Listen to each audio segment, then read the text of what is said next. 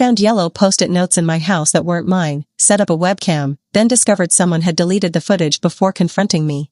I'm 31F, live with my husband Jackson, 35M, and our 2 kids Everly, 7, and Hudson, 4. We've been married 9 years. He travels for work every other week. I work from home as a project manager. The yellow post-it notes started appearing 3 weeks ago. The first one was on the bathroom mirror. I noticed it while brushing my teeth on a Monday morning, just one small yellow post-it with a smiley face drawn on it. I thought it was Everly, asked her about it. She had no idea what I was talking about, said she didn't put it there. I assumed it fell off something, threw it away. Then I found another one. This one was on the refrigerator, tucked behind a photo of our family from last summer, just a yellow post-it with the words having fun written in cursive handwriting. Again, I asked Everly again. She said it wasn't her. I asked Jackson about it. He said maybe Everly was playing a prank on me and forgot. Said some kids do stuff like that. I said Everly doesn't even know cursive yet. She's 7. He said maybe Hudson was scribbling. I said Hudson is 4 and doesn't write words. He seemed unconcerned, suggested I was probably just forgetting where things came from, that my memory was off because I'd been stressed with work deadlines. But I knew I hadn't put those notes there, and my kids didn't write them. That meant someone else had been in my house. Over the next 2 weeks, more notes appeared. One on my nightstand, sweet dreams dash. One on the kitchen counter, beautiful day, beautiful you dash. One tucked into my car sun visor, drive safe dash. One on Hudson's lunchbox, your loved dash. One behind the toilet, deep breaths dash. They were always in different handwriting, always positive messages, always in different locations around the house, always in different colored post-it notes, yellow, pink, blue, green. I started feeling genuinely unsettled, not scared exactly, but unsettled, because someone was getting into my house, leaving me messages, and I had no idea who or why. I confronted Jackson about it, asked him directly if he was leaving the notes. He said no, asked why I'd think that. I said because I wanted to make sure he wasn't doing something weird. He got defensive, said I was being paranoid, said there was probably a logical explanation. I asked what logical explanation there was for a stranger leaving notes in my house. He didn't have an answer, just said he didn't know, but I should probably just ignore them, that they weren't threatening, that they seemed nice.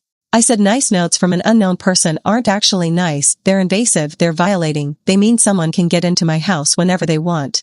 Jackson said I was overreacting, that maybe it was my mother playing a prank, that maybe it was a friend trying to be sweet, that maybe I was imagining half of it. I knew I wasn't imagining it, but his dismissiveness made me angry, made me feel like he wasn't taking my safety seriously. I decided to set up a webcam. I bought a small HD webcam from Amazon and set it up in our living room, positioned it to see the front door and the main hallway, set it on a continuous loop recording to a cloud backup, didn't tell Jackson, didn't tell anyone. For 5 days, nothing happened. I reviewed the footage every night, nothing, just my normal routine, me working, the kids playing, Jackson being gone on a work trip, nothing suspicious. Then on day 6, I saw it. Around 2 p.m. while I was upstairs working and the kids were watching a movie downstairs, someone walked through my front door. I couldn't see their face clearly in the footage. They were wearing a baseball cap and keeping their head down, but I could see they were wearing a light blue jacket. I could see they had a messenger bag. I could see they moved through my house with familiarity, like they knew where things were. They went directly to the kitchen, opened a drawer, got out a pen, wrote something on a yellow post-it note, stuck it on the refrigerator, then they left. The whole thing took maybe 4 minutes. I watched the footage 3 times, tried to get a better look at their face, but the angle and the cap made it impossible to identify them. My heart was racing. Someone had broken into my house, had access to my home, could have hurt my children while they were downstairs watching TV and I was upstairs working. I called the police. They came out. I showed them the footage. The officer said the footage was clear but also noted that whoever it was, they weren't forcing entry. The door opened smoothly, like they had a key, or like the door was unlocked. I said it wasn't unlocked. I always lock my doors. The officer suggested maybe I'd forgotten one day. I said I wouldn't forget to lock my front door, that I'm careful about that. The officer said unfortunately without being able to clearly identify the person, there wasn't much they could do, that it could be someone Jackson knew, that maybe he'd given someone a key, that I should ask him about it. So I called Jackson. He was in Denver on a work trip. I told him what happened, told him about the footage, about someone with a key getting into our house. He went silent, then he said, "Oh God, let me call you back dash." He hung up. I waited an hour. He didn't call back. I called him 3 times. He didn't answer. When he finally called back, he said he'd made a huge mistake, that he'd given his sister Nova a key to our house, that she'd been leaving the post-it notes as a prank, that he was sorry he didn't tell me, that he thought it was harmless. I asked if he was serious. His sister? Nova? She lives in California. Why would she have a key to our house? He said he'd given it to her in case of emergency, in case something happened to him and she needed to check on me and the kids, that he didn't think she'd use it to play pranks, that he was furious with her right now. I asked how long she'd had the key. He said about 6 months. I asked why he'd never mentioned it to me. He said it didn't seem important, that it was just a safety thing. I told him that I needed him to get the key back, needed him to come home immediately, and we needed to talk about why he'd made that decision without consulting me. He said he'd take care of it, said he was sorry, said he'd be home tomorrow. Update: the confrontation and bigger problem. Jackson came home the next evening. I was furious, absolutely furious. I confronted him immediately, said he had no right to give anyone a key to our house without telling me, said that he'd violated my sense of safety in my own home, said that I was the one who stays home with the kids and I needed to feel secure. He said he understood and he was sorry, that he'd called Nova and she'd apologized, that she was embarrassed about the prank, that he was getting the key back. I asked when. He said he didn't know, that Nova was traveling for work, that she'd mail it back to him. I asked if he could just have the locks changed. He said that was overreacting, that Nova wasn't a threat, that she was just being silly with the post-it notes. I said it's not silly when it violates someone's safety and privacy. He said I was being dramatic, that his sister wasn't going to hurt anyone. I said that's not the point. The point is he made a major decision that affected my security without consulting me, that he undermined my ability to feel safe in my own home. Jackson got defensive, said I was overreacting, that I was acting like his sister was some kind of criminal, that I was being irrational. I told him I wasn't being irrational, I was being protective. I said if he'd told me about the key, at least I would have known someone else had access to our house, that I could have been prepared. Instead, I spent weeks wondering if someone was breaking in. He said, she wasn't breaking in, she had permission. I said, I didn't get permission, I didn't even know. That's when he went quiet, really quiet, like he'd just realized something. He asked me to sit down, said we needed to talk about something bigger. I sat, my stomach dropped, I had a feeling I wasn't going to like what he was about to say. He said, Nova wasn't the only one who had a key. I said, what do you mean? He said he'd given a key to several people over the years, people who might need access in an emergency, his parents, his brother, his best friend Easton, his coworker Grayson. I stood up, asked him how many people had keys to my house. He said he didn't know exactly, maybe 5 or 6 people, possibly more. He'd given out keys over the 9 years we'd been married and hadn't kept track. I asked if anyone else besides Nova had been using those keys. He said he didn't think so, that he was pretty sure it was just Nova. I didn't believe him. I said I needed to check the footage, that I was looking back through everything. I pulled up the webcam footage on my laptop, started scanning through days worth of video, fast-forwarding, looking for any movement, any unauthorized entry.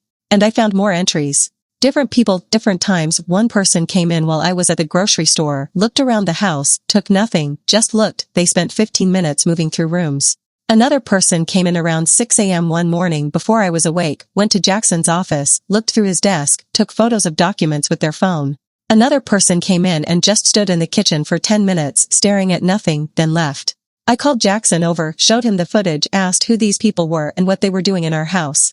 He looked at the footage and his face went gray. He said, I don't know what that is.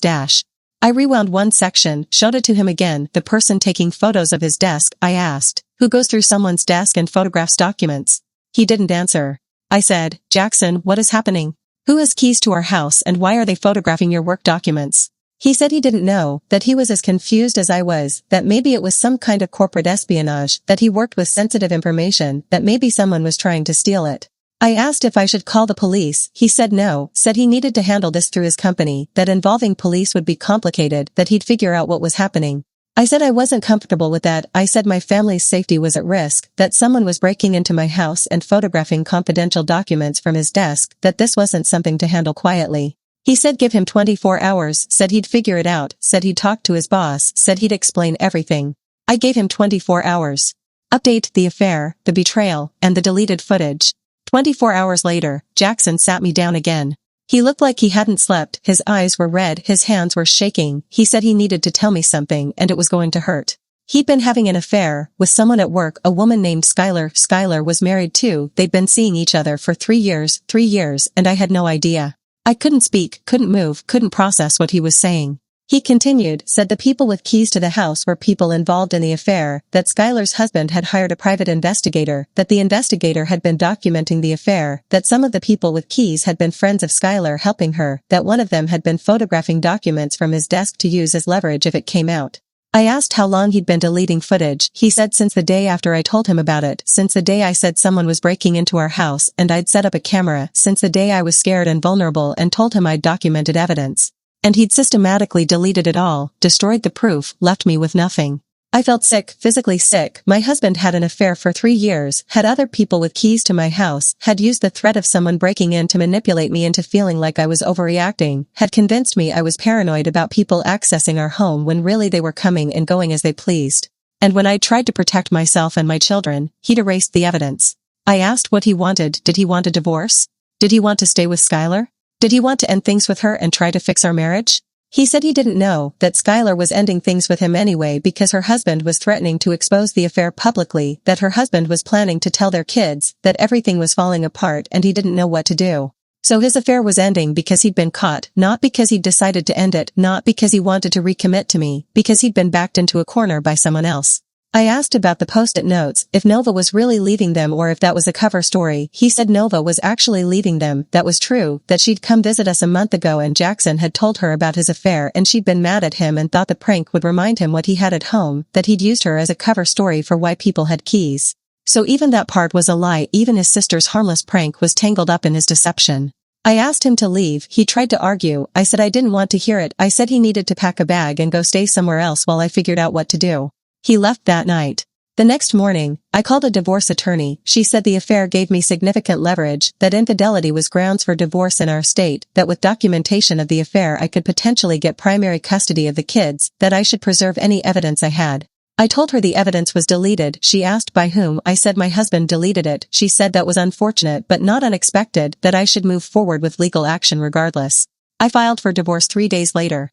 Final update, 4 months later. The divorce is proceeding. I've got a good attorney who specializes in infidelity cases. Jackson is fighting me on custody but he's not winning. The judge has already noted that his 3-year affair demonstrates poor judgment, that his decision to give multiple people unsupervised access to our home where our children live demonstrates negligence, that his deletion of evidence when confronted shows dishonesty. Primary custody of Everly and Hudson is being awarded to me. Jackson gets every other weekend and 2 weeknights. He has to pay substantial child support and alimony.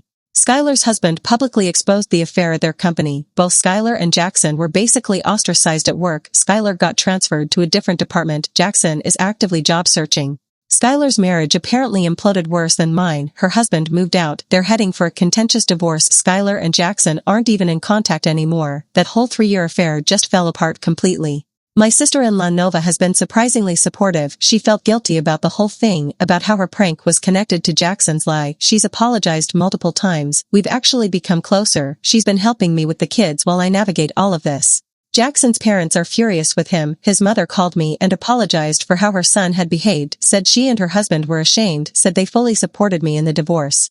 My coworkers found out about the affair through the company gossip mill. They've been supportive. My boss even suggested a promotion and raise to help me through this transition. The hardest part has been explaining things to Everly. She's 7 and she understands that her parents are separating. I told her that Daddy made some bad choices, that it wasn't her fault, that both her parents love her very much but sometimes people can't stay married. She asked if Daddy was a bad person. I said no, he's a good person who made bad choices. That doesn't make him bad but it does have consequences.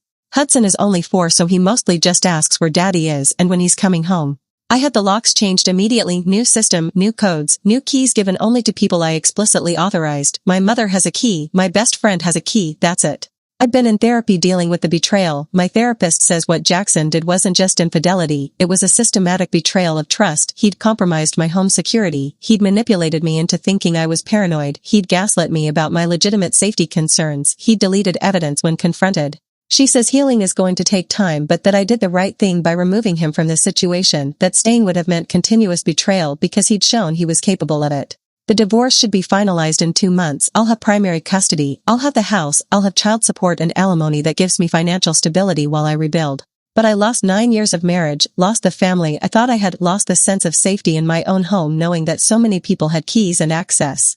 And the worst part is that Jackson never took responsibility. He blamed Skylar, he blamed her husband, he blamed his job stress, he blamed circumstance. He never once said, I made this choice, I did this to my family. So while the legal process resolves in my favor, the emotional weight of it doesn't. I spend a lot of time looking at that initial yellow post-it note with the smiley face, the one that started everything, the one that led me to discover the larger betrayal. Sometimes I wonder if Nova knew, if she was trying to warn me, if that prank was actually her way of making Jackson face what he'd done. I probably gave Jackson too much credit for years, probably overlooked signs that he wasn't the person I thought he was, probably ignored my gut telling me something was wrong. But I won't make that mistake again. I trust my instincts now. I protect my home. I protect my kids. I protect myself. And I never ignore a yellow post-it note again.